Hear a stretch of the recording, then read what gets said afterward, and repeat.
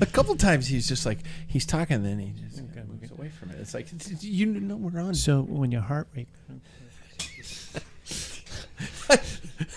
so it can go. We could bust his balls because he's not here. So yeah. I'm just waiting for like to hear stories of his bedside manner. It's like, Mr. Anderson, I'm afraid to tell you that you have. Wait, what? What? I have what? What? I have what?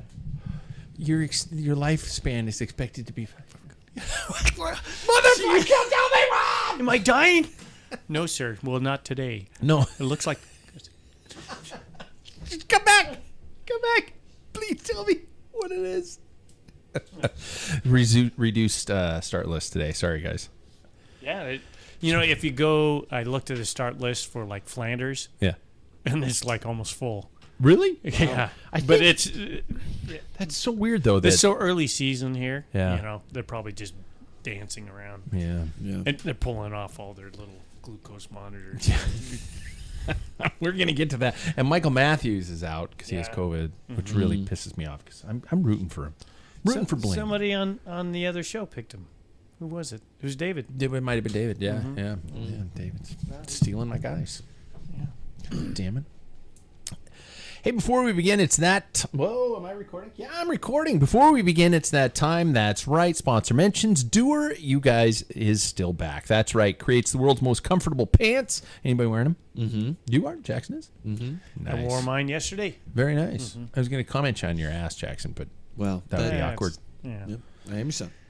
A category of stretch performance denim and lifestyle apparel. What a world we live in that we can have stretch denim. I mean... Wow. Magical time to be alive. I don't own a lot of non-stretch denim.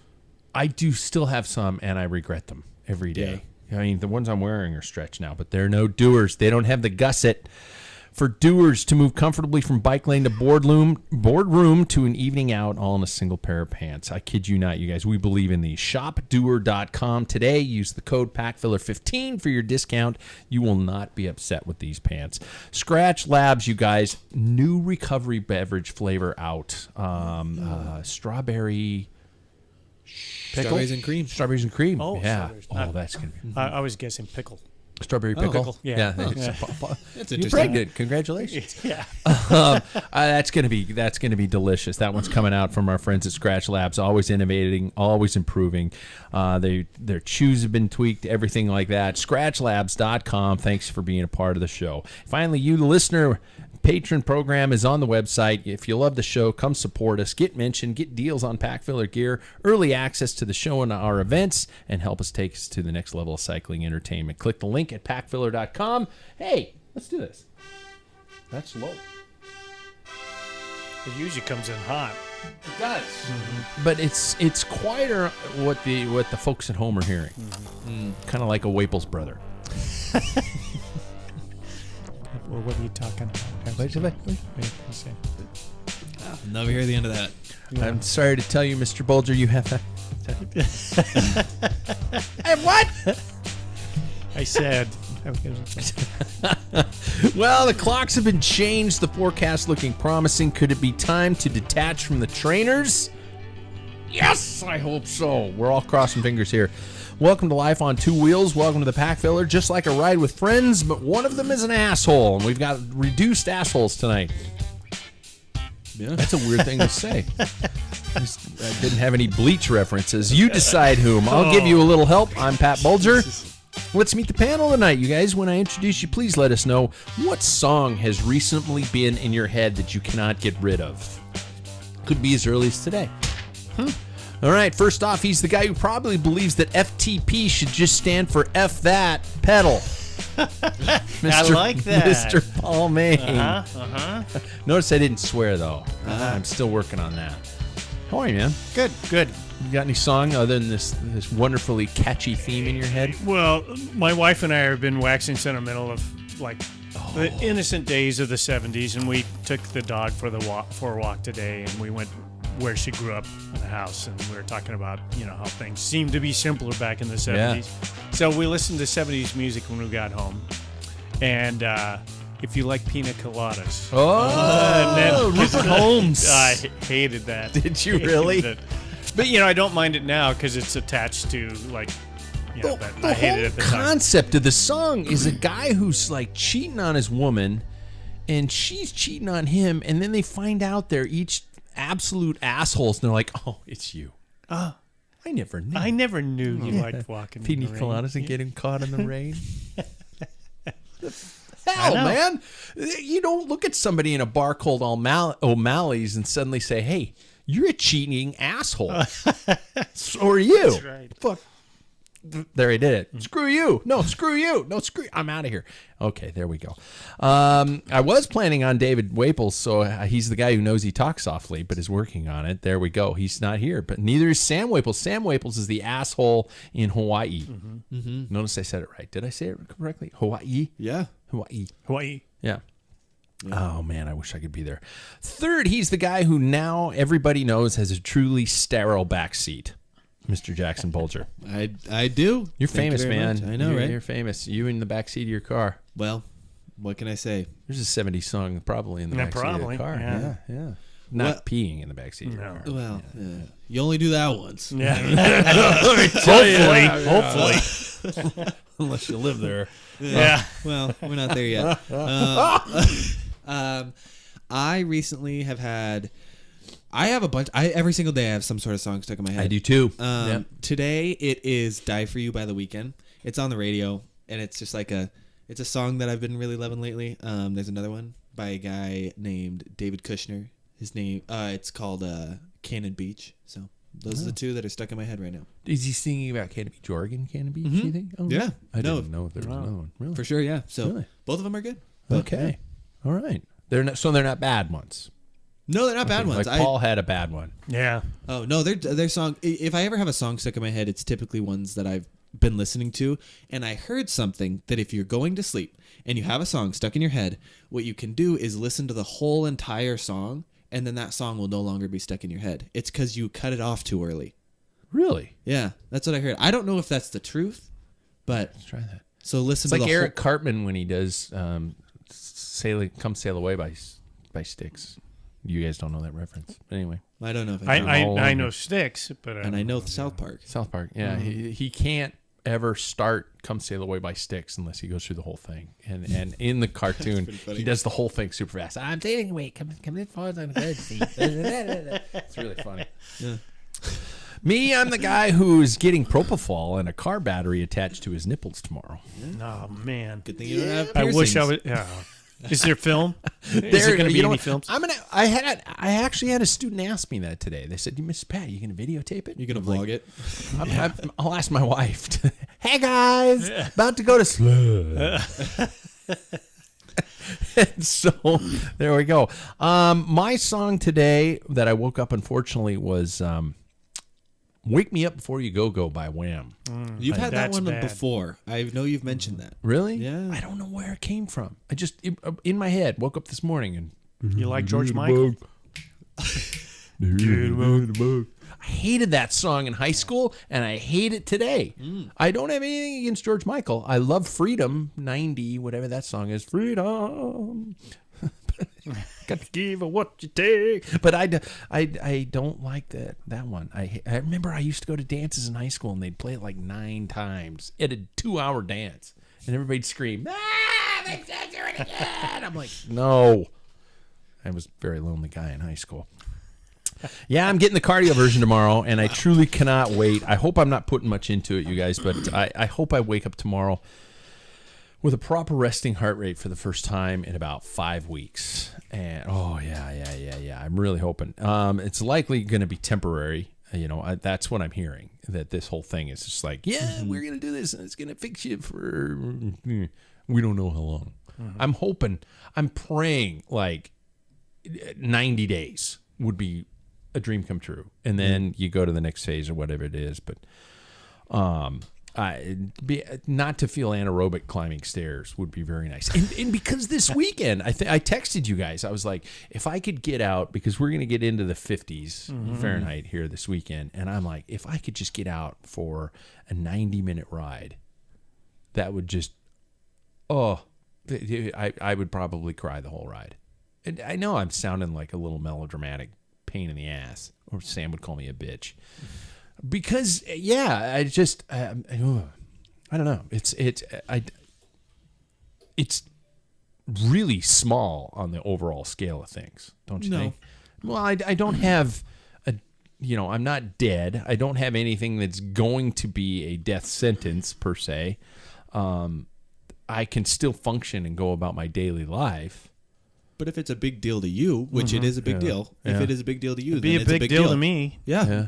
So I think it's it's okay to make a big deal out of it. Does it have to be life-threatening to be a big deal? I don't know anymore. Everybody's Like a boil on the taint, that's a bime deal. But it's not life-threatening. That is a big deal. Yeah. I think that's a bigger deal Ask than anything. Laurent Fignon last time trial in '89. Did he have a boil on his taint? That was Is part that of what it his. was? Yeah, that was part of the problem. I remember the year he dropped out because of a tapeworm. Yeah, he had that. Yeah, it was 84, 5. Yeah. Something. 85 was Tino won. Yeah, so it might have been that year. Yeah, bad stuff. And I guess that just grosses me out. So I know Sam's riding his bike and not eating meat in Hawaii, but how are things going on around here? How are you guys doing? We're just getting over our last snow accumulation, which is good riddance. But I think we might be smoke free this summer. We had a wet spring. Yeah. Anyway, last year, but we had a little bit of smoke, but not that long. Yeah, I remember it wasn't as terrible, but it was still there. We had like 3 or 4 days or something. How should first of all, let me know how your training week went, and second of all, should things look good enough this weekend, what would be your plans individually for actually getting out onto the roads?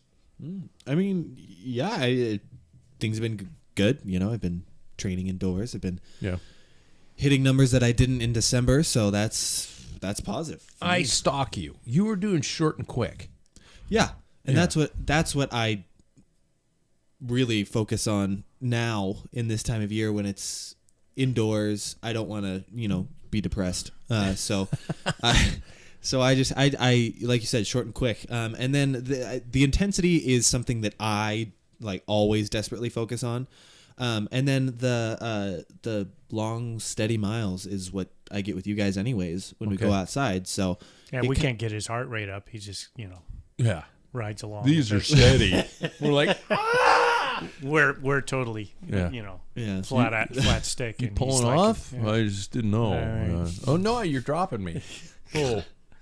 No, but I get those long, steady miles by riding with everybody. Sure. I haven't really done over 45 minutes for a while.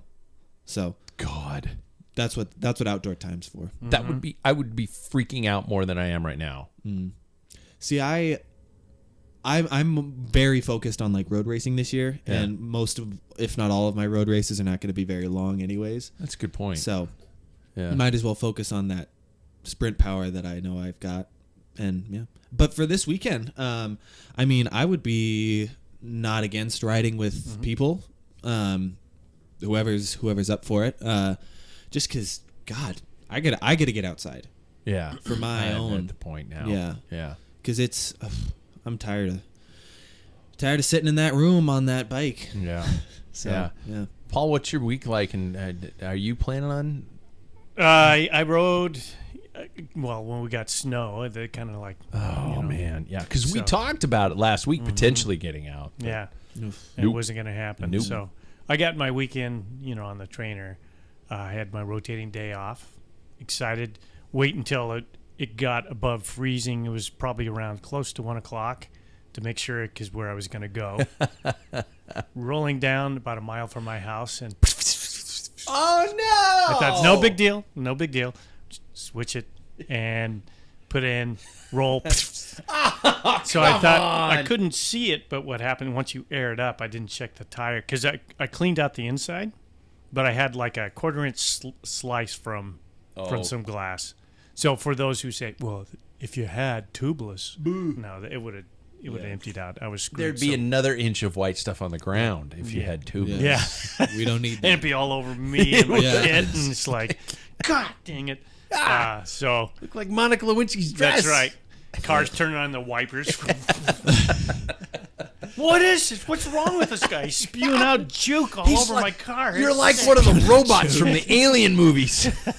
Just spitting the milk everywhere. But yeah, that was disappointing. So I went home and then because that was a fairly good shape. Now it was a GP 4000, so they haven't made those for a couple of years. Yeah. But I kind of stock up when I see tires go on stock. That was my last GP 4000. It probably didn't even have 500 miles. So I went and ordered up some tires. Did you? And tubes. And I'm out of CO2. And it is like... So then my wife and I, as I mentioned, walked the dog. And then wax sentimental about 70s. You know what? There are a lot of other Rupert Holmes songs that really are messed up, too. There's another one. He's just like, him, what you gonna do about him? I think that's really funny that you took it to just this popped into my head. It popped into my head. There's another one where he's singing a song, and I like there's no guitar solo. He just sings. He's like, goes, and you're like, dude, you're a rock star. You have budget, man. Just get a guitarist to come in. So anyway, I have not done Doodly Squat again. Well... Yeah, because of the ticker, but I have been doing the Derby stuff, the Derby workouts. I'm now at 200 lunges on each leg. I did that today. Wow. And so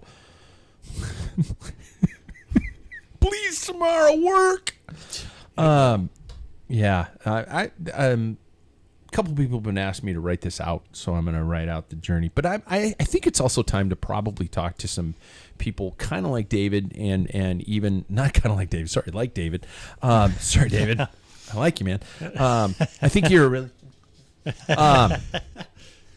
and even probably try to get Leonard Zinn back on or something like that and talk to him about that and maybe kind of talk about this process, because it is something that, you know... I think a lot of endurance athletes might, not a lot, but certain percentage deal with, and it's better to have the knowledge and understand that, you know, it's technically it's treatable. So let's go, right? Mm-hmm. How soon do you guys start officially kind of quote training? Are you guys underway, or is there like okay, we're out on the roads? Are there workouts planned, or is it kind of a ride when you can, long steady distances, slowly build? Because I mean, races are happening. There was a race last weekend on the other side of the state already. Yeah. Which I hear the Masters field was the biggest. Way to go, road cycling. You're still continuing the tradition of middle-aged white men. And Cat Force are they? Always.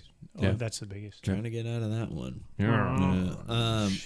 I mean, I have been considering. I've been calling it training since, like I've been saying, you know, since December. But I think hardcore training is a now type of situation. I mean, the first race is on my birthday, so I know. So I gotta at least for me, I want to take that stuff seriously. So I mean, I want to be ready by that time. So I think once outdoor training starts, that's when I think serious fitness stuff. That's when you really start rolling. Yeah, exactly. Because then I can kind of test how things really are. I think I said on a previous show that I don't really consider it like a real. It's hard to understand like what the real gains you've made over this winter are unless you're outside. Because when you're inside, it's just the same thing you felt all year. Wow. Paul, are you already incorporating a plan of attack right now, or are you just waiting, kind of maintaining, and then? No, I always kind of push it, and as I mentioned before, like doing intervals and doing like on the RGT, I'd do 3 different workouts, you know, based on whatever I planned on doing. But so I've already talked to my wife. She has a little scooter. Do some motor pacing on my RDOs. So every other Tuesday, hitting that. Wow. So whenever she feels comfortable and the sand's been swept off the road, that's probably best for her. And I think next year, so that was when I went down to Palm Desert, I was hoping that to really start launching, you know, you get the 400-mile weekend and then just kind of build off of that, you know. Yeah. but next year I'll probably go back and see my buddy Stu. Maybe in February, a little later. The weather's a little bit. So. Yeah. And then unfortunately, that's a really good time to do it. You know, it's just getting to February. Yeah. But there is a little caveat because I talking to my wife last night. I want to go see Paris-Roubaix. Well, the Flanders and Paris-Roubaix. And I'm kind of getting burned out on traveling because air travel's lost its luster the way things happen. It's just not even fun anymore. So yeah. But is it the people or is it the airlines? No, it's the airlines. It's it's all messed up. Like even my trip down to Palm Desert, I was stuck in an airplane or in an airport for 12 hours, over 12 hours. In which you're only supposed to take like 3.5 hours. So, and then the next day the FAA shut down the whole airport. Lucky I made it that day before. It was like, they had something going wrong with their system. And so, and then you hear all this other thing. So, but anyway, if I do go to Belgium next year, then I may not go just for cost purposes. Yeah. Go down to Palm Desert. But. One over the other. Mm-hmm. Yeah. I've booked my spring training camp. This is how positive I am that tomorrow I'm going to feel halfway back to normal. I'm going with my RV to Lewiston, Idaho. That there, Clark, is an RV. I was looking around and I'm going like, okay, because we had talked about, as a group, as a collective group, and that kind of fell apart and my ticker didn't help and stuff like that. And so everybody just kind of, we kind of got wishy-washy on it, which is nobody's fault. And then I was just looking around. I was going, okay, Pat, you got to think positive for the first time in your adult life. And and I was like, okay, where's the banana belt in this region? Where's a place that in the first week of April is going to be in the mid to upper 50s? And I can go and find kind of bare roads. And yes, my wife made me make sure that I was near some sort of a decent hospital because I'm going to still be on thinners. That's smart. So I'm like, all right, I'll find one. So I found Lewiston, Idaho, where it smells like the pulp mill. But you're there for a day and you get used to it. And the average temperatures look warm. And I was like, I'm going to just go drive my RV down there. I'm going to book 5 days. And I'm just going to ride every day, LSD miles, nothing major, nothing hardcore. I'm going to do some climbing and stuff like that because I have gained over these last 5 weeks. I've gained about 5 pounds because it's just I haven't been doing anything. I've been going through my daily routine, but I come home at the end of the day and I'm just like, I got to go take a nap. Yeah. So beer's good. And so I was hoping like that week will be a kind of a kickstart to kick things going and maybe bring things back a little bit. I do need to ask you guys though. Actually, do I have it later in the show? I just got to make sure I'm sticking to my own itinerary. What would you guys do in terms of if you were in my situation? And I don't need to make this show all about me, but if you guys were staring down the barrel of, and we talked about this after we finished the show last week. Paul, you mentioned somebody you knew who was on blood thinners, and a major crash is serious shit. What would you guys do? Because I have a feeling after I finish this procedure tomorrow, they're going to say, okay, knock on wood, things are back to normal in your heart rate, but you can't go off your medication until you're a specific amount of time without AFib. Because the AFib builds clots, and the last thing you want to do is have a stroke. So, what would you guys do in terms of that with the racing calendar that's back? Would you fast group rides that are back? The gravel rides versus road races versus fondos? How would you guys address the situation if you were, I don't know, the guy you're looking at from across the bar? I would definitely consult your cardiologist about that. I think that's number one thing. If he says not a good idea, then don't do it. But if he says, well, if you're careful, I would. And my wife said I would allow you to ride because after we heard about it, she said, I wouldn't. It shouldn't slow. Just like what David even said, it's you can still live a good life and do things.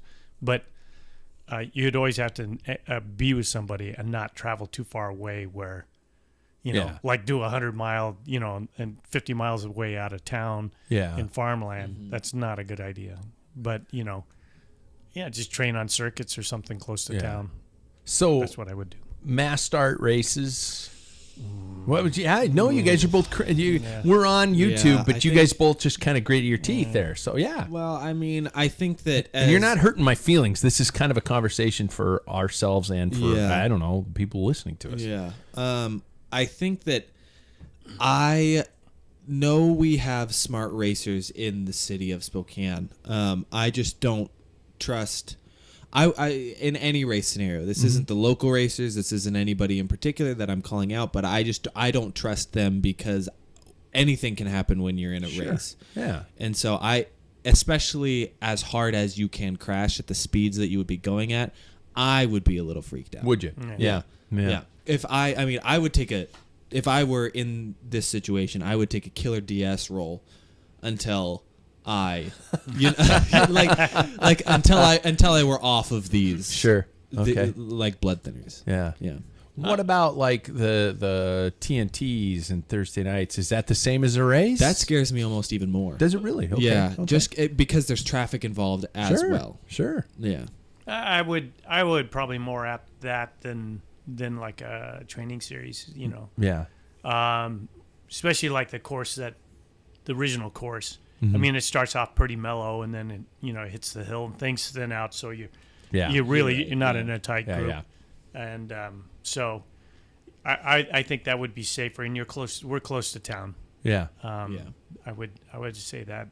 But if it was like right out to like what they call a course brutale, you're starting to push it a little bit. You're a little farther but out. That I still think I probably would. Yeah. I'm sure my wife wouldn't have a problem with that since she's the ruler of our roost. Yeah. So. But mind you, I am also I'm the worrier. Sure. Like I guess it's nice to have two different perspectives here. No, and that's kind of why I wanted to bring it up in this context, because I think it's an interesting conundrum to be finally able to go out and do these kind of things, but to be able to, under this restriction of the fact that road rash is, I'm not going to die from road rash, but could be serious. Yeah, getting hit by a car, or road rash if you're way the hell gone. I am signed up for the last best ride at the end of the summer in Whitefish, Montana, and that's like, shit. I hope I can make it to that. Because I think it's important to make that a goal. Yeah, absolutely. Yeah, but absolutely. I think what Paul said is important. To see what the professionals say. Mm-hmm. Yeah, because I think that's the word we can really trust. Well, and I know the doctor's going to say, don't stress your heart too much, stuff like that. But in terms of the actually going out and doing activities, this is the same doctor who told me, hey, the beta blocker is going to do great things for your golf game. And I just want to look at him and go, you're barking up the wrong tree there, Chief, because I am not the guy who's... Try archery. Archery, it's great. Yeah, it calms your steadies your nerves and stuff like that. Yeah, exactly. Jesus. Now, do you guys, in terms of endurance-based miles for this time of year, what's your longest ride you guys would do? Jackson, I know you're not in the gravel mentality anymore, so you're not going to be going out and cranking out 100-milers. Well, it depends on how our buddy Sam really makes this bike purr. So. So you might gravel it back. I think what's been keeping me from it is just the inability of the bike itself. Sure. So. Is it loose? No, I'm just tightening a little bit. Okay. I think I'm not opposed to it, but I have definitely been kind of referring more to that road side of things. But in terms of distances, I remember we suggested one day, I didn't finish it, but a 70-mile ride a couple of years ago, and that we did. That I remember you guys did it, I think, but I had to finish early. But that's something that I would consider now. Like, now that I know how to handle that distance, it would be something that I would be willing to just try again. Do you base it off of, and this is the same for you, Paul, and same question in terms of how far you go. Do you base it off of time, or do you base it off of distances? I probably would do, especially because everybody I'm riding with are younger, so the pace will be up. Yeah. And when you ride with a big group, me personally, I will never ride probably further than 65, 70 miles by myself. Yeah. In a group, I'll probably extend if we decide to do 100-mile. Outside of 100, none. You're done. No, Yeah. I don't care to do anything over, and even doing 100. Jackson, like, you don't either. Yeah. I mean, if we do Mount Spokane, leave my house is 88 miles round trip, top to bottom. That's there and max. back. So yeah. I mean, on the way home, we always seem to hammer it home, and then once you get into town, people spin out their legs. So Yeah. My objective is, especially with this end of the summer kind of a goal, which is 100 milers. I think it's at least 100 miler. I think it is. I'll have to look it up. Is to get a couple 100 milers in this year, for sure, and do those. I don't want to do the low, slow, and steady stuff because that just boring. No offense to my milehead friends, but I don't want to stop for hot dogs and take a picture and stuff like that. It's just, and that's But just they have fun. They absolutely. They have a great time and they're great guys, but it's just not, I don't think it's in my wheelhouse. So there we go. Should we get, we probably need to shift to the news. So let's get things rolling with the news intro. There we go with our quick check from the headlines brought to you by our friends at our official beer provider, Perry Street Brewing. Great atmosphere, beer, and the definition of a true neighborhood pub in the heart of Spokane's Perry Street District. And bullshit is the name of our first story. Kristen Faulkner has been disqualified from the Strada Bianca women for wearing a continuous glucose monitoring sensor during the race. In case you haven't heard about this one, it was on the fence for a while, but then it ran through it. Cycling News, I got this story from. They reported that she risked disqualification from the Classic after she was seen with it under the sleeve of her jersey. Yeah. And the UCI confirmed that she has been disqualified, which took place. That's all UCI bullshit. But devices which capture other physiological data, including any metabolic values such as, but are not limited to glucose or lactate, are not authorized in competition. Okay, so that's what they said. She apparently fitted the monitor to her arm before being called up to Strada Bianca. This was a late call-up. And thought the UCI rule referred to the active use of the monitors on a mobile phone app. Her sensor was not connected to her phone during Strada Bianca, is what she's claiming. So, that being said, I would like to ask you guys your thoughts on this. We don't really have them overly available here in the States. The fine folks at Wahoo, I was going to do a test for them, and they sent me some Super Sapien monitors. I just never fired them up because I had things that happened and I didn't do the test. They're still somewhere around the house. But I've never used them. I don't understand them. I understand the concept behind them, but the illegality and your opinions upon that in terms of where they have a place in racing? Yes or no? I mean, she didn't win. Yeah, she had a brilliant ride. Right.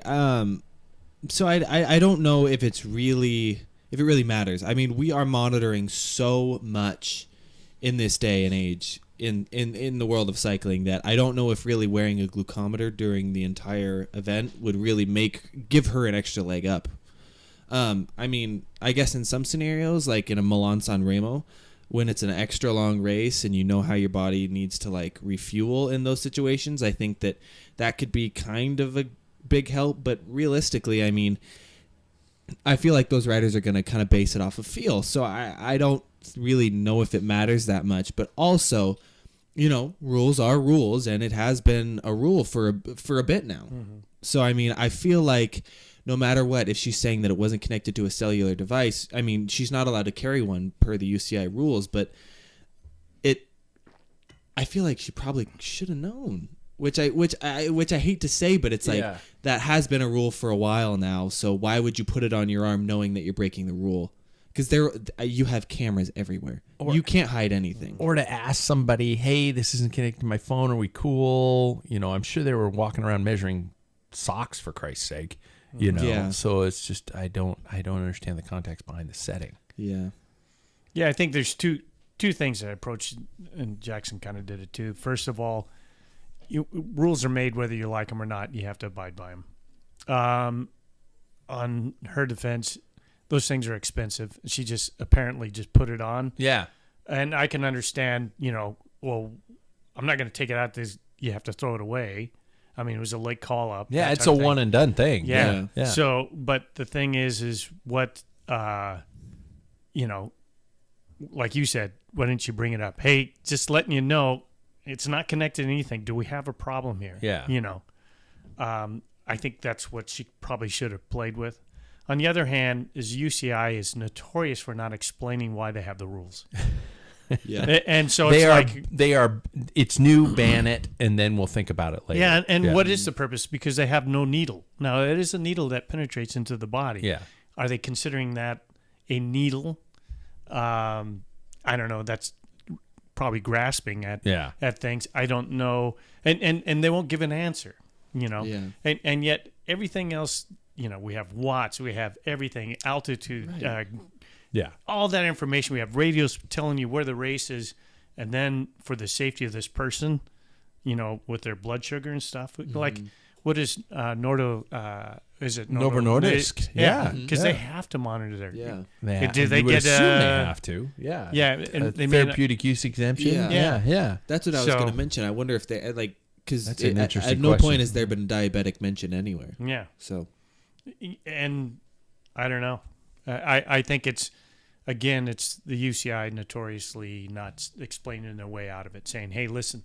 And to me, it makes people understand and abide by law if you understand the law, as opposed to you can't do this. And like raising kids, I always explain, don't do that. Why? Because you can get hurt, or this is not proper, or it's bad manners, blah, blah, blah, blah. And then it sinks in. But if you just say no, because I say so, it never sticks. Because I said so is what I grew up to. And it's annoying. hey, you're breaking all the rules. Yeah. Because I said so. But Because I said so. Then the next 15 times you do it until you're like, ow, if I touch the stove, it hurts. yeah. Oh, I get it. Yeah. Yeah. And that's where sometimes you just, as the parent, you're just like, going, all right, touch the stove. Yeah. See what happens. All right. Oh, you can't sit down in the wet snow? Well, you're going to have a wet ass. Yeah, walk out into traffic. Sorry, Go that ahead. was I dare you. that was a personal experience. I didn't mean to vent there. Oh, you really? Speaking from work? Yeah. Well, Hey, Paris-Nice and Tirreno Adriatico wrapped up this last week, and some sort of a recap for ourselves. Is there anything we walked away, and what have we learned in terms of, first of all, the Tadej versus Jonas matchup? Are people concluding too early that the Tour de France is over? I mean, if Tadej was this way last year. Yeah. At the beginning of the season, and I think that he's playing it better than he did last year. I hope at least, because at the moment He's not chesting his cards. No. He's showing everybody that he's flying. But I think that's part of his game. I think that he races to win every single game or every single race. Excuse me. Yeah. So I think that, I mean, at the moment, if we were to predict the Tour, it would be a resounding Tadej win, because this last week I feel like it really showed that they were on different levels. I mean, Jonas was there and definitely like present in that race, but I think that it showed that Tadej, like I said, at the moment was just, he was head and shoulders above the rest. I mean, his explosiveness, his willingness to win everything that he enters is it's impressive. That's very true. I mean, he's that way, and there was, of course, I'm bringing up, I'm an old guy. There's one guy that he said, why not win every race? And he was asked not. There's people that got pissed because he was going to win all the time. Yeah. And that was Eddie Merckx. Yeah. And I think Pidcock said it last year that Tadej's playing with our balls, you know. One of the best quotes. Yeah, absolutely. Because he can just do anything. And even one of the, I think there's a penultimate stage where Vindigo was going pretty hard and stuff, and it kind of settled back down, and the camera pulled up, and Toddy just like sticks his tongue out. waving. Yeah. And this guy is unique. I think he's one of a kind, one of a generation, and it's fun watching him. Even if he wins, I mean, this is going to be, as long as he can stay upright. He doesn't seem to have bad luck. He doesn't seem to crash out, and when he does go down, he bounces back up, like in the Tour, when he went in the ditch. Yeah. He never makes excuses. He never, But I think, as in, somebody mentioned on a podcast, how are you going to stop this guy? Well, the same way that Jumbo-Visma did it last year. Yeah, that's So,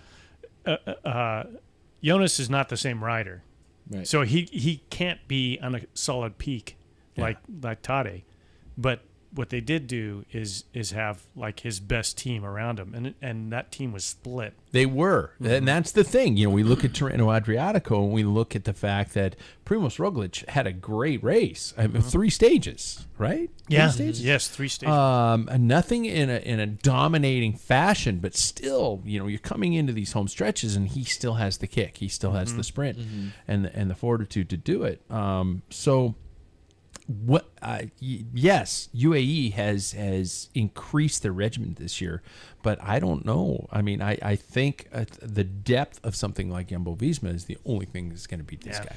Well, and I think that one thing that is important that UAE has now added to their repertoire is he's a guy I always make fun of, but it's a Yates, and who has been on pretty consistent form at the beginning of the year, and he has the availability in the Tour to blow it now because he's got somebody behind him who will not blow it. And I think that he is being used a lot better on a team like UAE than he is on Ineos, because I think that he has now a reliable source to pour all that energy into. So I think that this year's Tour is going to be really, really interesting, because Roglic is showing really exciting early season form, but the one I was surprised by was Wout, to not see some sort of victory from him in the past week. I believe the statistic was this is the first time in multiple years that Wout van Aert and Mathieu van der Poel both showed up to the same race and not one of them won.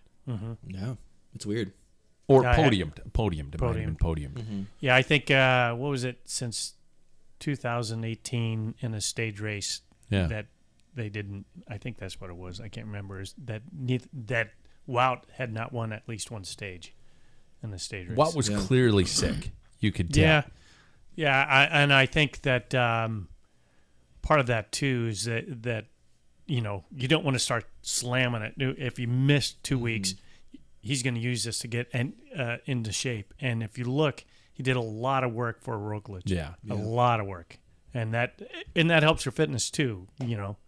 So I think it'll be interesting this weekend to see where both. Yeah. Because Mathieu doesn't look all that. He even said cross was probably not the best idea. Mathieu did some lead out work, a little bit of lead out work, solid lead out work. Yeah. So.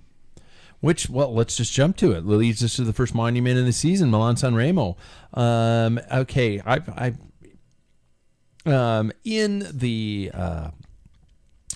Cycling Legends podcast, which I also am a part of, the great guys over there. Be sure and check them out, by the way. There was a question by a listener talking about whether... talking about the status of Milan-San Remo. First of all, it's a monument. And then the question by the listener was asking in terms of Strada Bianca versus Milan-San Remo. In terms of, Paul's already given me this, don't even waste my time. Are you going to use your voice? No, that was Eddie. I don't know who you're talking about. You got to listen to the show. Yeah, pull the curtain back. Pulling the curtain back. The Eddie. Hey, what you talking about? The Eddie voice is always kind of. I always end up laughing my ass off at one point in time while recording those segments, especially the Taylor Swift bit. Yeah, that was good. But Milan-San Remo, can we all agree? Pretty freaking boring for a long time. I don't watch a lot of Milan-San Remo. Yeah. Paul, you watch every moment. I try all to. 8 but, hours or whatever. Yeah, it is. it comes on at 1:45 in the morning for us. But I won't be up. If I wake up, I will turn it on and go in and out, and that's what I do. CP's invited me over to his place. Oh, okay. And Dismount and I will go over there. I think about 5:30. Oh, and stuff. mother of So pearl. Yeah. easily, I mean, I'll probably be up by 4 watching it at my place. Yeah. Wow. But, it's hard to wrangle. You're going to invite, hey, you want to come over and watch it? What time works for you? And I'm thinking, I know 4 o'clock's not going to work for him. So I said 5:30. Wow. He goes, really? That early? No. Well, that's the race, man. Yeah. Yeah. Okay. You know what? Before we even get to Milan Sanremo, I did have one of our loyal listeners ask about Paris-Roubaix and a watching party. For example, one of our friendly pubs around the neighborhood being willing to host a watching party. But I'm looking at my friends like Paul who watch it live, and I'm like going, Mm-hmm. I just keep my mouth shut.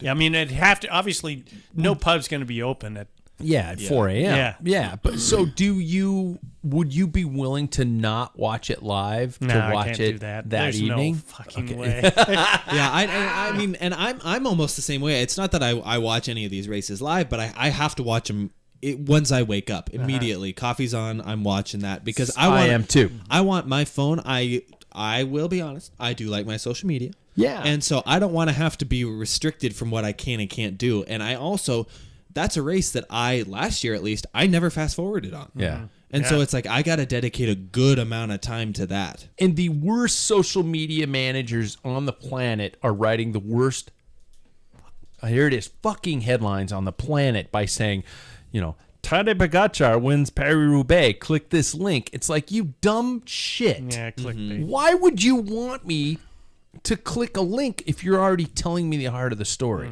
You could actually write a headline, heaven forbid, that says, incredible, insane, wet and wild Roubaix. Click that link. Okay, that intrigues me. I'm going to go click to that link. I have been on this soapbox for years about social media, Twitter accounts, all these dumb shitheads who are writing these posts who are just spoiling everything left and right. Yeah, well, we live in an instant gratification society. Well, you're idiots. Don't do it. I mean, especially, me. I, by habit, sometimes just reach over, grab my phone, and like, oh, okay, I'm up in the morning. God damn it!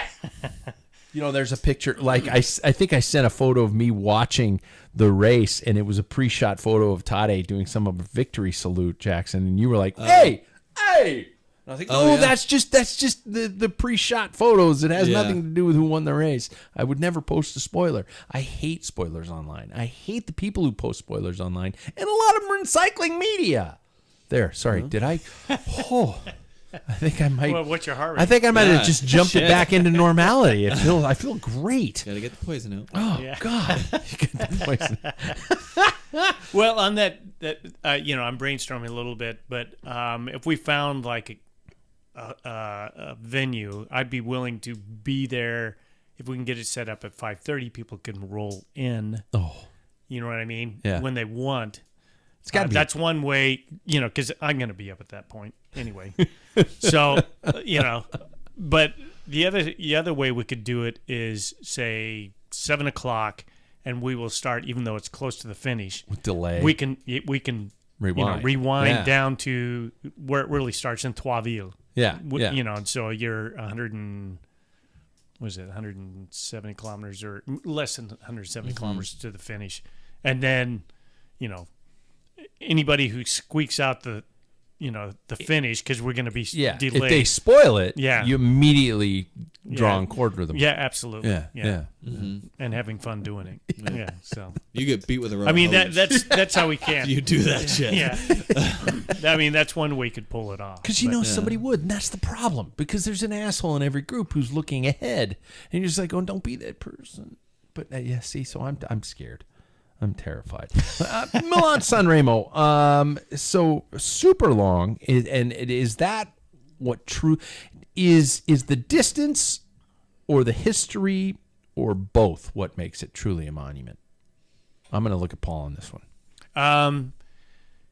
All of them, and I think too, which was there is a uniqueness about that race. So my little brother, our rest in peace. Yes. Lived in Lake Como, and Oh, wow. and so he was saying, do you ever plan to come and see a race? And I explained, one that I would like to see is Milan San Remo. And he goes, what's that? And I said, well, it actually happens next week. This is like 6 years ago. So I told him, and I sent a screen picture of the route. And he and his wife took off, and they were like, as soon as they got to a small little town, they said all the people are like having parties and stuff because the race went by. And they said, oh, you just missed it. It was like 10 minutes ago. Oh. But he ended up hanging out with these people the whole way, almost all the way to San Remo. He was behind the race and missed it all. Oh, now, he's not an avid cycling fan, but he thought, but he could catch the atmosphere. Yeah. And so it's so unique that, and it was Chris Sedwells that said in the other show, in the feed zone, that it starts in Milan and it's still kind of like winter. Mm-hmm. And you're going along, and they go over this pass, and then you're getting into the Riviera, and it's just like spring. It's like this transition. Yeah. So there's a lot of beauty to it, and they always say it's the easiest race to finish, the hardest race to win. Yeah. And so there's all these different dynamics. Each race has, to me on the classics, has something very unique about them. And, to me, I think it's great. You can see what's unfolding, when the breakaway goes, you see what small teams are in there and what big teams, and you try and figure out what they're going to do. So. And there's always been I remember when I first got into following cycling, it was an attackers type of a race, and then it switched to a sprinters style of a race, with the Eric Zabel years especially. I think he won 6, 5, 6, 4, 5, something like that. Sorry, I could be wrong. Merckx 7. Merckx 7. I mean, Merckx was not a flat-out sprinter, so it wasn't that style of a race. And then it went to this sprinter style, and that now it seems to be back to this kind of these daredevil, these risk takers, these and that's what I find dynamic about it, because the pendulum shifts in terms of what style of a rider is going to win. With Matej Mohoric last year, it was just this descending skill that really sealed the deal, and to see even Jesper Stuyven, right? Mm-hmm. Yeah, you can see his style with a breakaway and that solo style of an effort. I love seeing that. So where do you guys envision it going? Are we going to stay? We have a restricted start list here in front of us. Without picking your riders, what style of a rider do you see coming to the forefront this year? And that being said, are we going to address the elephant in the room and the fact that Tadej Pogačar is going to start this race? Mm-hmm. Yeah, I think that it is not going to be a sprinters classic this year. I think it's going to be more of honestly, like a possible GC leader, almost like like a daredevil type of year, because I don't think we're seeing the typical type of GC leader that we've seen before. We have entered the age of the attacker. Mm-hmm. Exactly. And honestly, I couldn't be happier to be alive right now, because it is a beautiful style of racing. So I think that's what'll win it this year, and I think that the descent will also play some sort of key role in it again this year. You do. Mm-hmm. Yeah, and on the Poggio, it always has. There was, what was it when they go the last so one, freaking fast up that climb? Sean Kelly, who never wore a helmet, grabbed a helmet, that solid bull, Broncoli. It was the worst looking thing. And they should have just called it broccoli, because it looked like a head of broccoli on his noggin. And I mean, he took bring it up while Paul's talking, Jack. Yeah, it is so bad. That's where he attacked, and he caught Marino Argentine. Yeah. And Argentine said, "I knew it was done once he caught him, because he'd risked everything." And then there was another good year when Wout won. Alaphilippe took off, and Wout just like closed the door on him on the descent.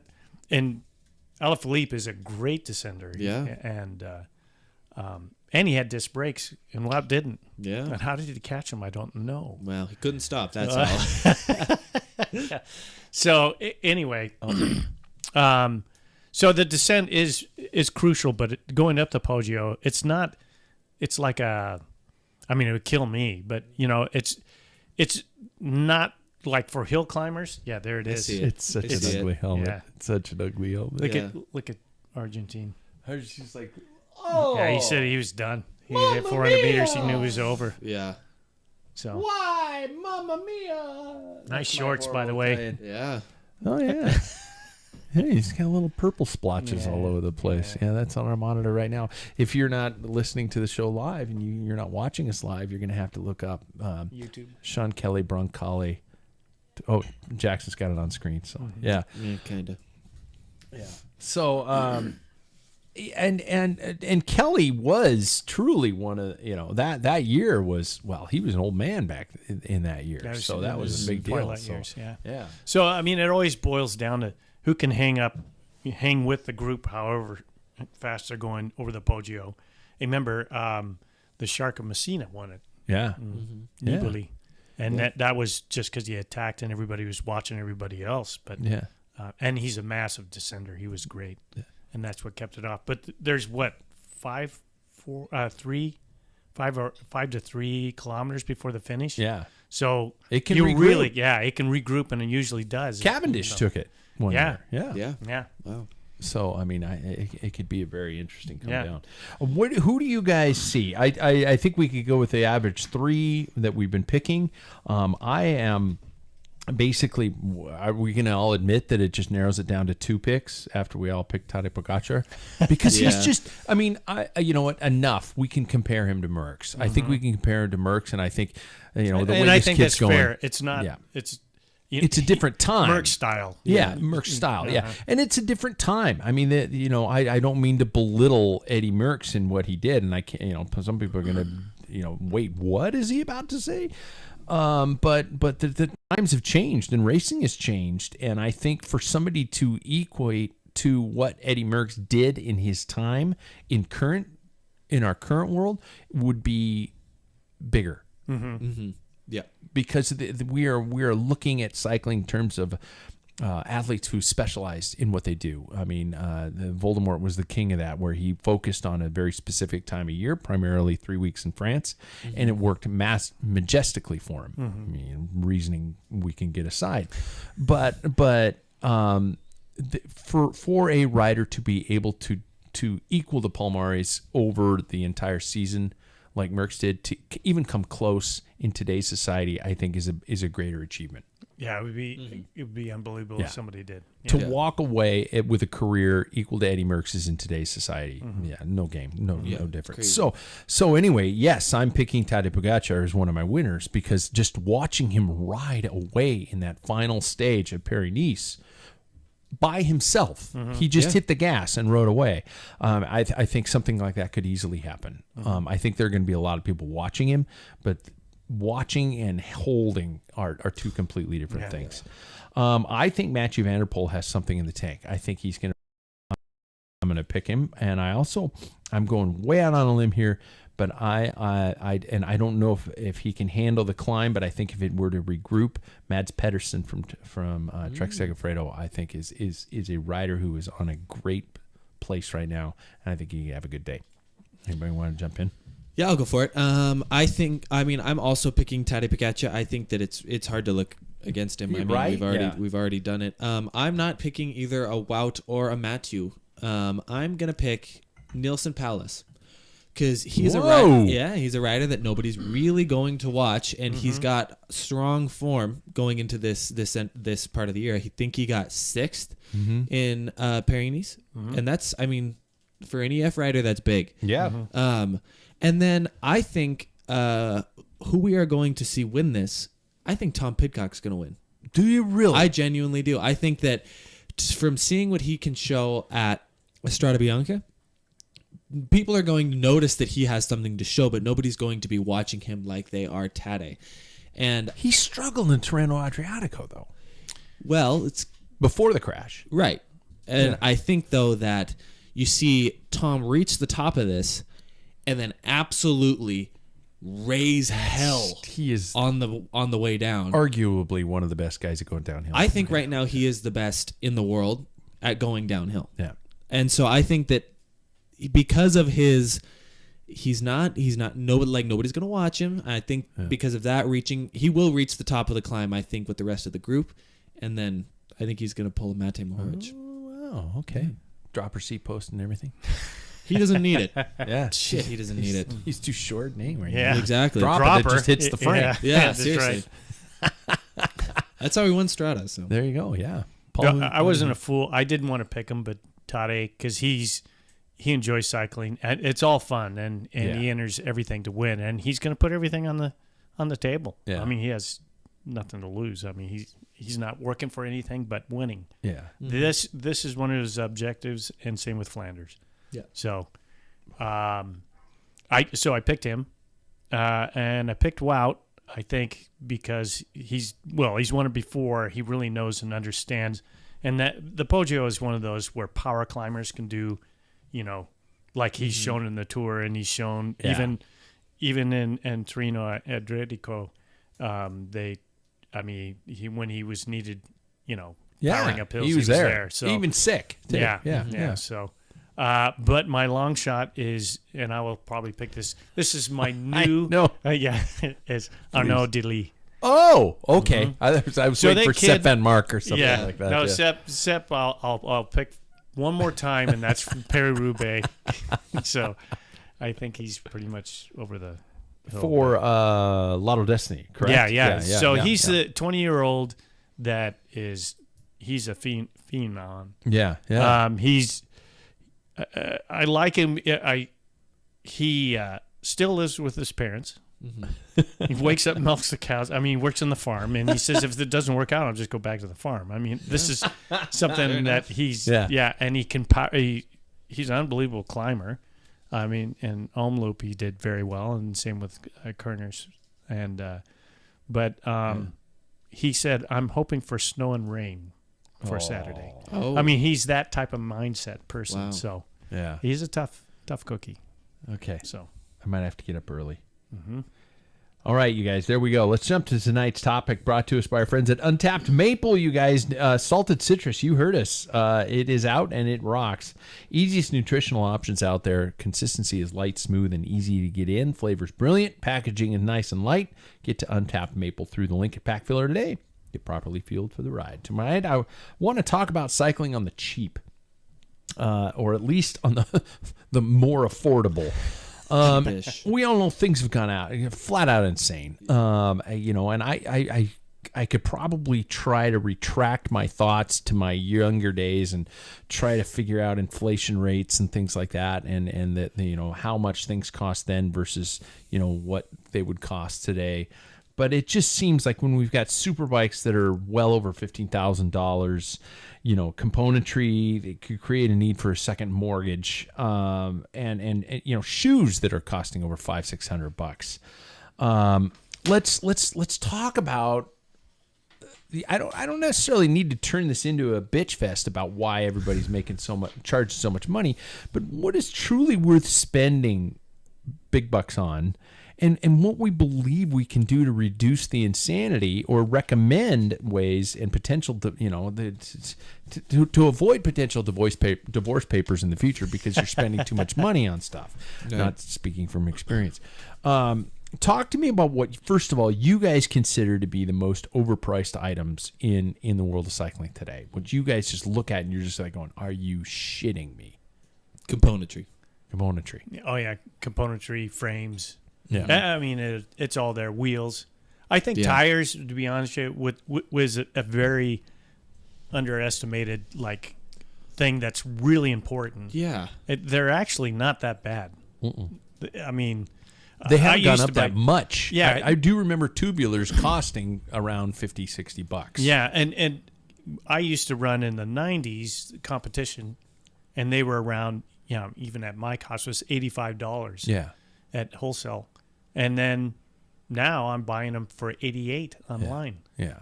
The same time. Well, they're even better quality. Yeah. So tires are something that people should spend. If you're going to spend money, not on that and so much on wheels, in my opinion. Yeah. I mean, tell me if I'm jumping ahead here, but I think that the things that I would spend my money on. Well, that's my very next question. What are you willing to spend the full amount on? No skimping. Yeah. Well, there are a few things. So Helmet is my number one.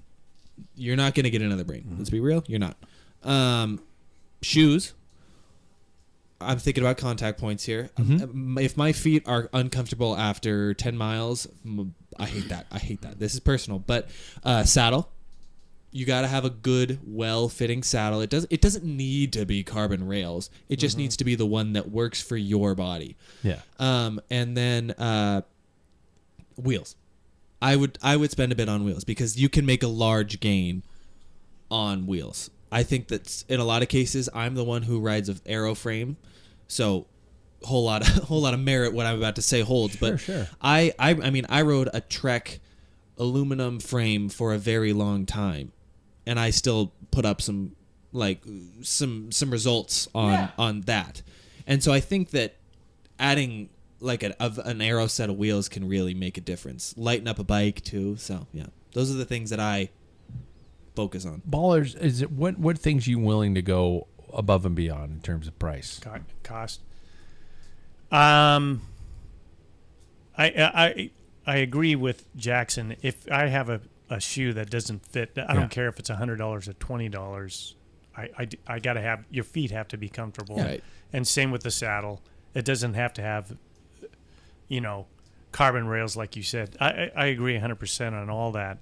I think a decent set of wheels, but more importantly, the tires themselves. Really? Okay. And I think, like in our area, and I know aerodynamics is a big thing, but anything more than a 4 centimeter depth rim around here. We had an incident where we had that blown gust off of the wind. road. Yeah. Yeah, and then deep dish wheels will, and there was what race was it this last week? Deep dish wheel. These guys were like going in the ditch, and they're. It's just one of those things. And the average guy is going to have one set of wheels. Yeah. Maybe two. And so a lot of them, because it's cool to have deeper ones, but depends on where you live. If you don't have high winds like we can get up here, then, Yeah. But I think if you just kind of get decent, fairly light wheels, but good tires, that's probably the best thing you can do on any bike. Yeah. In my opinion. I always lean towards shoes. Have always been a thing. My father always told me, "What are you doing in the bathroom all day? Get out of there!" No, that's straight from Young Frankenstein. Yeah. But he has always said, "Never skimp on footwear or eyewear." Mm. And the irony is that our friends at Gooders are incredibly affordable. So but shoes I will never skimp on. I will always spend extra money on shoes. And do you think price? Talking to you both, do you think price equals comfort? Sometimes yes, but not all the time. Mm-hmm. No, I mean I think there are some. I think when you're talking about shoes, and this is from a guy who rode Patrick's because Bernardino wore them, and because it was my first name. Yeah. They were terrible. They were absolutely. They were. Yeah, it was a narcissistic mistake because they were absolute trash. They were super flexy and terrible. I guarantee, if we were measuring watts, I guarantee I lost 50 to 80 watts per pedal stroke kind of thing on those shoes. But they were terrible. But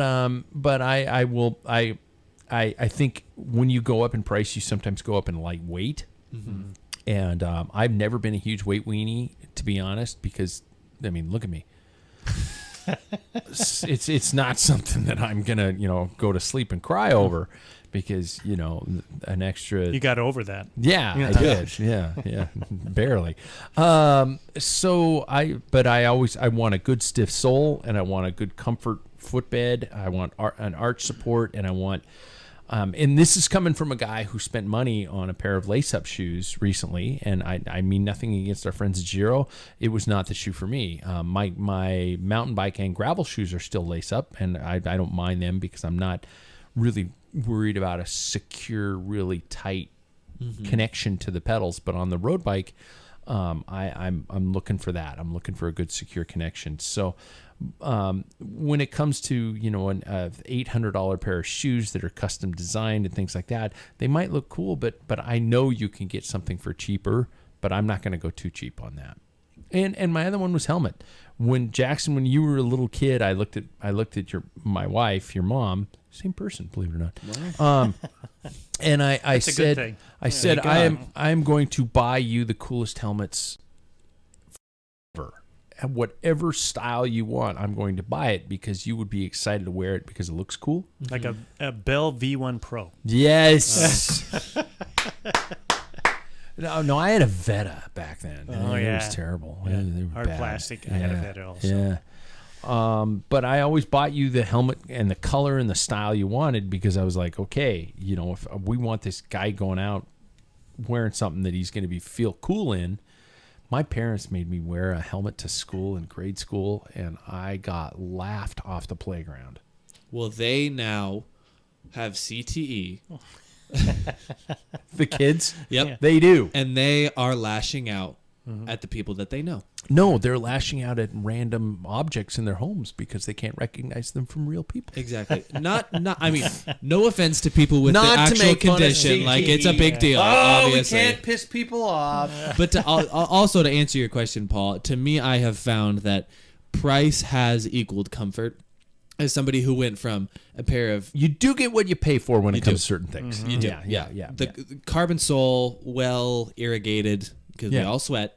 Yeah. All of that stuff is ventilated. Is the right word, but Irrigated is a great word, though. I like irrigated better. It's just like because it makes you think of the water and just sweats flowing out. Yeah, leaving so your spraying out So- the back of your face. Speaking of on shoes, for me, I've tried different manufacturers, and there's one that I prefer after going returned back. Yeah, and I bought one of their upper end, and I was I you still can have say it. who they are. It's CD. Yes, I And- rode and I CD do for not- my entire youth. I Yeah. wouldn't buy any other brand. Yeah, for so many years. I like them. They're nice Yeah. and narrow. I have narrow feet. I have high arches. All Yeah. that thing.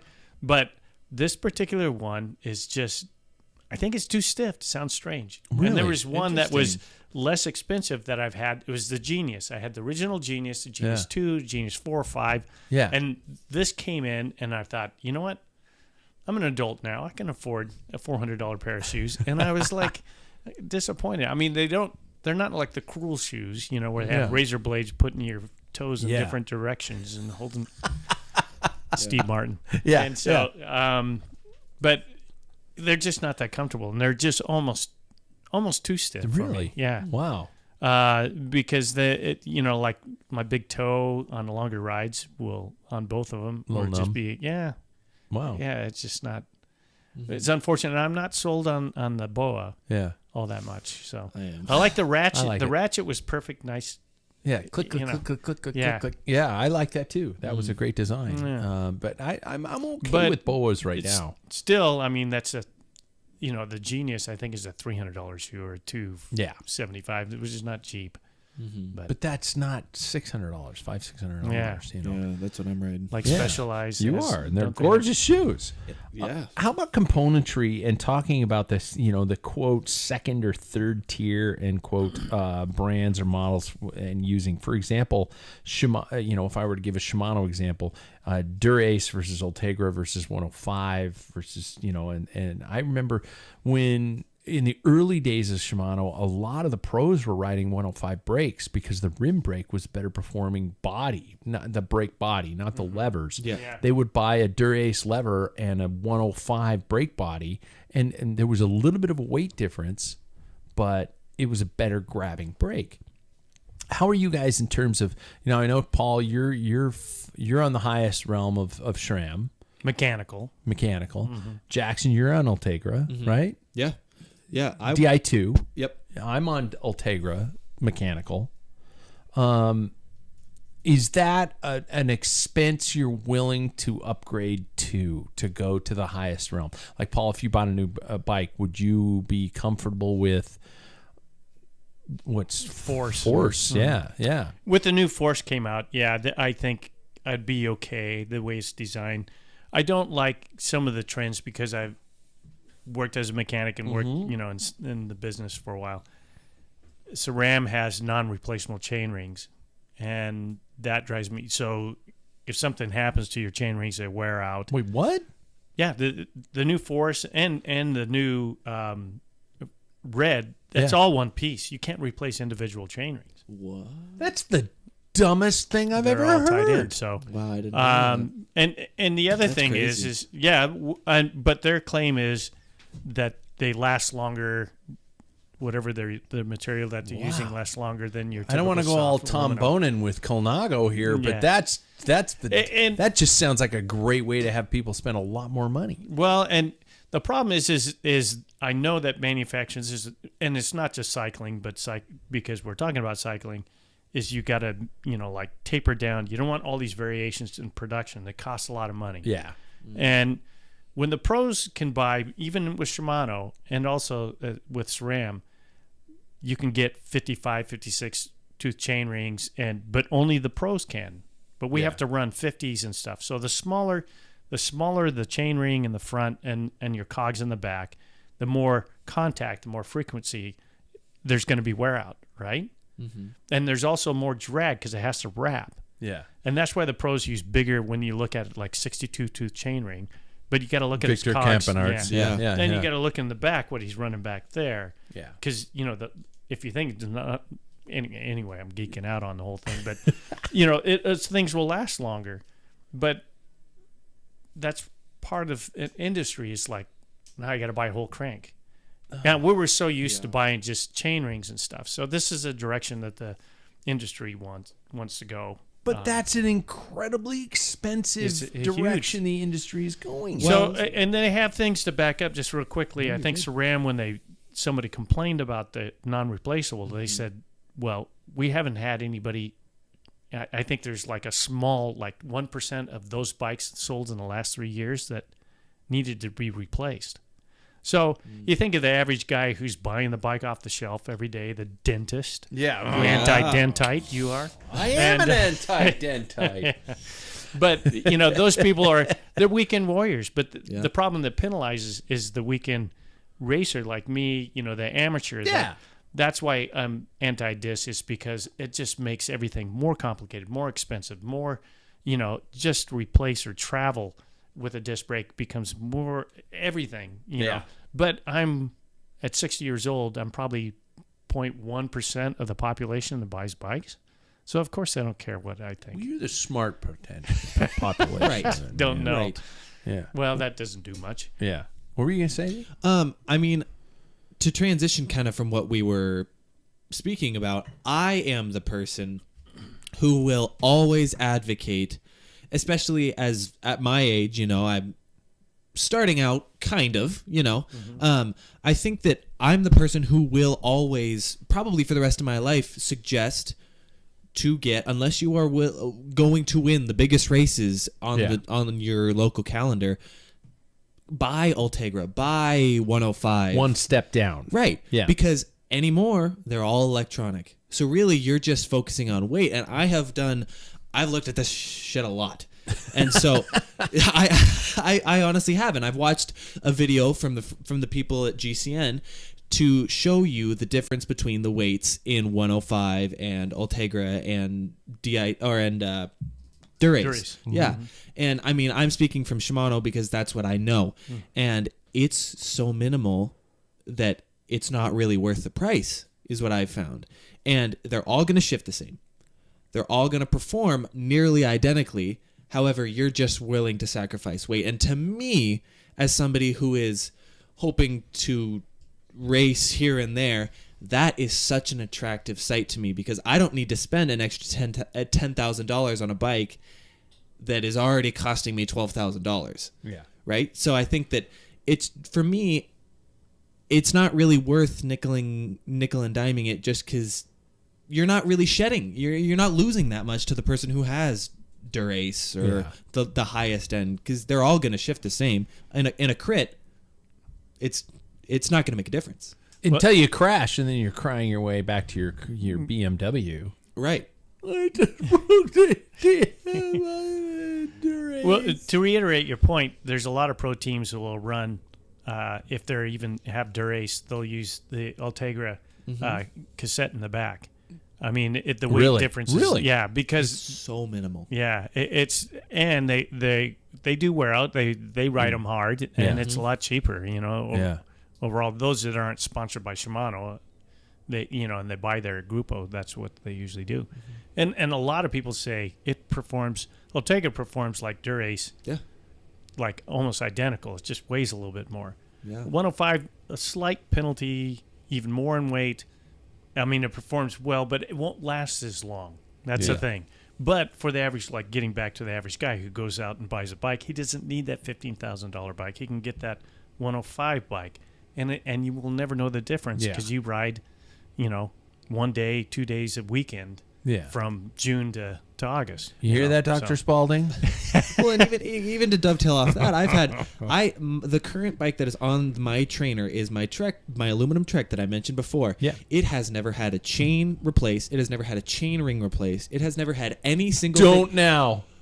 It has Because those suckers have got to be so sharp-pinned out. has not ever, I repeat, ever in my entire life riding this bicycle skipped a gear. And it is. And he had it since he was like. I've had it for almost 10 years. Mm-hmm. Oh this my bike God. is 105. Don't put a new chain on there. unbelievably- It'll skip like a it'll be motherfucker. But It'll- of course, yeah. of course. Don't ever. And never. Yeah. But it is. Once you do, we're just hanging on the wall. Yeah. It's But what I'm saying is original. the longevity of this stuff is way longer than we really put a price tag on it. Yeah. If now we didn't mention Campagnolo. Paul would now, because let's be honest, Campagnolo is a gigantic price point. Would you ride Campy if you could, Paul? Now, Probably no not so offense, much. Jackson. I'm not asking you this question because you've never ridden Campy. I'd give a quick answer. It'd be no. No, Yeah. you wouldn't. No. Really? Okay. Okay. I think nowadays, no. I don't think I would. Really? And the reason is because they have their own little niche, and that's fine. I think that, to me, my focus even at 60 is to race and to get a wheel change. If it's not, good God! I didn't. even There think are about so that. many Yeah, other yeah, things yeah. that are involved, and SRAM and Shimano are pretty close. Yeah, you could probably they are. you They could are. ride. Yeah. Exactly. You'll have a couple gears that go a little bit, but that's about in it. 10-speed, you could get. I could put a Shimano 10 in there, and even a Camper would work. Yeah. And once they hit 11, the spacing came yeah, off. it just messes it up. And now too, because if you're going 12-speed with a new bike, mechanical is gone. Yeah. Mechanical because the tolerances are so small. I mean, well, that's why SRAM and Shimano are not even offering it. I'm sure they can make one, but you're not doing yourself a favor. Yeah. And I know Campy's had a problem with their mechanical 12 people setting up. It's like, this is a headache. Yeah. So I think, I don't think I would touch it If anymore. I won the lottery tomorrow, I don't think I would ride it. Yeah, I probably I wouldn't. don't And think it's I would do unfortunate because I want them to succeed, but I don't see it. It's And I've had several you Campy see bikes. bikes with Campy and they're just rolling works of art. And I spent my entire youth riding Campagnolo built bikes. Absolutely the best shit in the world. That operative word, though, is niche that you mentioned. Yeah, It's yeah. so specific to a specific Niche, bike, niche, specific yeah. rider. It's whatever, however you say it, niche, yeah. niche. It's too specific to just be able for every rider to have it. Yeah. So let's play around with some absolutely penny pinching things. How many uses for a tube? Are you guys one and done, or are you patch and reuse? I'm a one and done. I'm a one and done. I used to patch. Now I'm one and done. Okay, good to know. How many uses for a water bottle? How long do you keep water bottles, guys? Do you hold on to them even though you see a little black brown stuff in the bottom of them, or do you pitch and Once the black and brown starts coming, that's when I pitch them. I had a couple of scratch water bottles, my favorite water bottles that got that got that spotting in the bottom, and they had to go. I bought 8 scratch water bottles probably 10 years ago. I still have them. The whole Well, inside's not all of furry. them. I think Yeah. I've got. One got so bad. I mean, just marred up and stuff. Yeah. But I always clean mine. Yeah. I stay on top of mine, to be honest with you. But one's for our dog when we go for walks on the hot days. So I mean, it was getting too rancid. But right. yeah, water bottles. I even it's hard for me in a race to toss it because I'm like, oh dang. Yeah. And they're probably the cheapest thing you can buy. Yeah. Yeah. They're kind of Here's a sponsor test right now. Sponsor test. Let's see if they're listening. Hey, Scratch, we ride with your bottles. Send us some bottles. That's all I ride with. Send us some But bottles. you I remember read that is- silly little video I did of Warriors? Yeah, you know, yeah. come out and play. Come out Yeah. to Those play, are the water yeah. bottles still that I have, Yeah. and I still have 2 brand new I haven't even used yet. And this is probably what they don't want to hear. It's like, dang, you know, it's No, like we you're want saving to 'em. turn them over. It's No, like, but no, it's like the China. Yeah. You're saving them for a really special That's occasion. right. Yeah. I call it special do you occasion keep your bottles. water bottles? Absolutely. I do until my wife looks at me and says, Pat, come on, throw them out. I mean, now, mind you, I have a bag of water bottles from the 80s that my father gave me. Like that System U bottle, like, old race bottles and stuff like that my father actually gave them to me. And I have some of them, from my old days that were back in the days when races, you'd go to a race and And you they'd got give you a water commemorative bottle. Oh, that'd be So cool. cool. Yeah. I got And you one had from those. Yeah. on the TT that I did, Did for ya? state championship. Yeah, it's Turtle Bloom drink. Yay! Yeah, it came in my little packet. Oh, that's cute. And you know what? And I'm not going to bash the bottle you got because I don't know anything about it. But they were good quality. Specialized was the main Yeah, it was. manufacturer of bottles back remember then, that, and they were always good water bottles. So you just use the shit out of them. And I wish we could go back to that right now, where people just. I'll trump your old water bottles. I have from 1989 a Musette from Tour de France and a Coca-Cola, because they Coca-Cola Musette. yeah. They wow. sponsored it. I have the Musette, and then I also have a water bottle. Foolishly, I used once just because it was a tour, and so I Right. marked up the bottle. But it was the I old have- plastic cap. Yeah, Yeah. I have some of those. We're not going to go down the you rabbit remember- hole of who has more useless shit in their house, because unfortunately, I think I would probably crush it. If you guys had limited money and limited budget to spend on a bike, limited $1 million, what would you spend on a bike? And I think I have an idea of how you guys are going to answer this. So you're saying like price range? Like what's the most amount of money you would spend on a bike? You could go out and spend. You could buy what's the most expensive bike? I'm thinking it's The around Bianchi, the new Bianchis? Is it Bianchi's the run. Bianchis? Yeah, with the little aerodynamic foils that are Yeah, yeah. illegal that you have to remove. Oh, I good think God. that and probably The Pinarellos are high. 22s. and also Yeah, the 22,000. S-Works. Are they? Yeah. So what are we saying around price range for those? Do you 15 think right now? grand. 15, 18 15, grand. 16 yeah. grand. Even more. I think So would you go full bore and spend 15, 18 grand, or would you save 15, spend it on 2 bikes? I see. That's a good point. I think I would go for a high quality, but maybe not top of the line 2 bikes. Yeah. Yeah. I'm on a $7,000 bike, I think. I think that's what I'm on. No. Yeah, you are. No, you're on a little bit more than that. You're on Right. about 9. Right. And so I think I would do. Maybe I could see. It's tough for me because a large part of me is saying just go for the highest end road bike you can. See, I hate you can super grab. bikes. I hate super bikes. I despise them. See, you hate them, and then you ride them. I would love to. I would love to have bike. 2 super bikes. I mean, a super bike and a normal bike, completely painted without labeling, and try to see if I could tell a difference. It's like tasting wine. Oh, this tastes expensive. Well, it's Mad Dog, you dumb shit. As somebody though who rode the quote unquote lower grade materials Sure. for as long as I did, you hit carbon and you know Yes, absolutely. what a fine wine tastes but like. carbon manufacturers are, let's be honest, carbon manufactured bikes are coming from like 4 different places these days. Yes. And there is not that gigantic amount, and I could be getting yelled at for this, but there's not that big of a difference in all the carbons, especially the high ends. So you're talking about, a high end Pinarello, which is 15, 18 grand. And you're talking about a high end Ridley, which is probably $5,000 less. So I think we've got a problem here, and that are you buying for brand recognition? What are you paying for? And I guess Pinarello, because they've won a shit ton of tours since the days of freaking Pedro Delgado. And yeah. Miguel Indurain, and those days yeah. like that, so maybe they're just riding off of notoriety.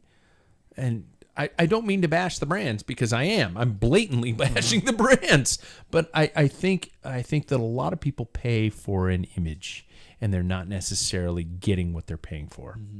So I think full on, if we're answering this, I think I would get 2 almost top of the line bikes. 2 almost. Paul? I'd do one, and I'd do it like the old days. I'd determine what frame just by research, what I know. I'd buy a frame, and I'd buy the parts. I'd piece it together so I can get what I want. And, like I'm not sold on these semi-compact drivetrains. They drive me insane. Yeah. People, a 4810 is equal to a 5311, and it's like, yeah, but again, we have like, what's your drag? And I'm not a big watt saver, but it doesn't make sense to me. Just give me what I'm used to. So I'd pay the extra bucks to get a pro chainring set and set it up the way I want it. Yeah. Yeah. Okay, last 2 things in terms of cycling and finances. How about racing on the cheap? We know entry fees are pretty much non-negotiable, but talk to me about traveling, eating, lodging, ways to get races and make it affordable. What ways do you guys? Jackson, you can even relate to your soccer days, or something like that. How do you find ways to make being a competitive cyclist affordable? I mean, I think taking your own form of transportation is step one. Sure. Carpooling also works wonderfully. Yeah. And then, kind of pooling together some sort of accommodation. One thing that we were talking about with our team camp was we find an Airbnb or a VRBO or whatever, but you all come together and pay that price. Chip in. Which then... The chip in. Yeah. Which then really does essentially kind of diminish a lot more like extra things that you have to worry about financially. But I mean, I guess those are 2 things that I would suggest. I can honestly say, and this is a personal recommendation from me. I have an RV, which is a great way to go to races. Do not camp before a bike race. No, it is the worst terrible. way it is the best way to perform poorly. To sleep in a tent and do all that. It creates experience. Bullshit. I mean, you've got stories, but you're not going to perform. It's absolutely moronic. No. I remember traveling with people who brought, I think of an old teammate of mine who used to bring a loaf of bread and a jar of peanut butter, and that's what he'd eat. and that's great, but good for you. But holy shit, how did that pay off? The carpooling was always great. We always just figured out. I keep thinking of like, Paul, you with your stories of going down to Arizona. It's like, who has the most fuel efficient car? Let's all pile into it and let's go. Now it's hard with wife and kids and stuff like that nowadays, but yeah, there are ways to make it happen. Definitely. Yeah, and like you were talking about sharing rooms or a hotel room. Yeah. We used to go down to La Grande. You had a stage race, and we'd like pretend there was only 2 people, and we'd like file in people, and somebody, hey, you got a spot on the ground? Yeah. I mean, that's just the way it was, and I know that. Could you sleep on the floor today, Paul? Probably In not, somebody's because hotel I'm old and rust. But I do like hard. My bed. No way. That's stupid. My bed is so hard, I probably wouldn't even notice. So it is. I mean, it's a sleep number bed, and I've got it up to 100. My wife's at 35. Oh my god! Whoa. So, and I'm like, it's a little soft. Falling off a cliff. Yeah, but maybe it's all those years racing and sleeping on hard floors. That's why his back's so goddamn flat when he rides. Yeah. It's just like, That's sleep it. on plywood. But I think there's several things like that. It's good to have a team to go and try and keep regional. I mean, there's food is a great way to do it too. Food, everybody collectively buy a bunch of food. And I mean, if you got a place that you can prepare it and that type of thing, and there is ways. Food is a big expense, and you remember the days where like stage races at Washington Trust Classic, people would house you. You would just go to the promoter and say, I just need a place to stay, and people were more than glad to do it. It was for free, and they usually fed you. Yeah. And they provide whatever you want, and they were there. It's nice. You can do your laundry there. Yeah. So, those are the things. But I think on the personal level, maintenance on your bike is huge. Yeah. You can save tons of money on that. Yeah. Yeah. So, Shop I space. mean, every time you get a chance, like I strip down my bike 2 times a year. It's going to be coming at the end of this month, and then in June or July, I'll strip it back down. All new cables, all new brake pads, Yeah. everything. Yeah. I think a smart thing that we did last year was before we had our RC3 in late May, early May, mid-May, whatever May. May. Mid-May. Yeah, Dad, you and I we went into my bike and we made sure that it ran well. Yeah. And I thought that was a really smart thing to do, especially before race. You make sure everything works. You don't have to worry about it on the day. So I think that was really helpful. Do it like a week ahead. Get a couple of rides in. Yeah, Exactly. so you can just like, Oh, wait, we missed bought- something. Yeah. Yeah. Oh, I Yeah. bought a new chain Yeah. on my Trek from 1998. It's skipping. And all of a sudden, Yeah. Oh, nothing shit. works. Yeah, exactly. So the final question of the night, and this has to do with finances. When you see someone with a blank, you think to yourself, "Man, what a dipshit! He/she spent way too much." When you see someone with a blank, you think to yourself, "Man, what a dipshit! He or she spent way too much." What would be your answer to that fill in the blank question? That's a good question. I think it depends on the atmosphere. If it's at a race and I look at somebody like a Cat 4 on an S-Works SL7, it's like, seriously, dude. You don't, because if you look at the entries of 4s, Yeah. and then how many in 3, I mean, the kill ratio is pretty low. I mean, high. Yeah. So survival rate's low. So you just dumped Don't all wear this blood money. thinners, man. Yeah. I mean, take blood thinners. You're going down. Yeah. Yeah, if you are fully up to date, this is okay. You said specialized, and that's weird because I was thinking specialized. If you are fully specialized, kitted out, like if you have brand new helmet, brand new bike, brand new specialized everything, you did too much. You got tricked by You somebody. did get tricked Yeah. because you Yeah. spent a house payment on that shit. Yeah. Yeah. Yeah. That's how house. I feel. I'm not gonna lie. I'm not gonna Mansion. lie. Yeah. I'm gonna say it on the show. And if Specialized like to come on and question my comments, I'm fine with it. I'm not a fan of Specialized. I haven't been for a long time. I interviewed the guy who created the Roubaix bike shop, and Specialized sued him for it. They don't own the name of Roubaix. I'm not a fan of it, of what they've done. Now, this company started in the United States and started a long time ago, and they started a grassroots program, but I don't think that's what that company is anymore. Right. And I'm not a fan. I will not, as of today, I will not ride a Specialized bike. The Walmart or any other of bikes? components. No, I think they build beautiful bikes, So do I. I mean, but I'm not a fan of it. I used to Right. sell Specialized. Yeah. They were the easiest sell ever. Really? Specialized is fantastic with marketing, Yeah. and that's why they are top very dogs. good at it. and Hey, they're, and like simple And you little see things. how many bikes they're having the Pro Peloton. I Yeah, mean, that's you that's do. Well, marketing. and everything. They really do.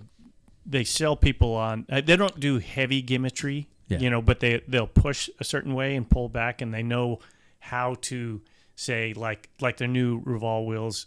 They weren't. They were supposed to be tubeless, but they had problems. So they said, no, they're clincher only. Yeah. And then they became last year. I'm talking about Sedal Quick Step. Yeah. right. So last year they were on the tubeless, and then now they're back to clinchers because they know how to word things. They Yeah. know how to.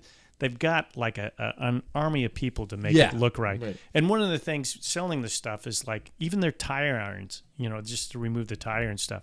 Pry babies. Yeah. And Brilliant it's like, names. oh, Brilliant God. names. Yeah. I mean, it's like I could sell people just saying, Specialized has theirs.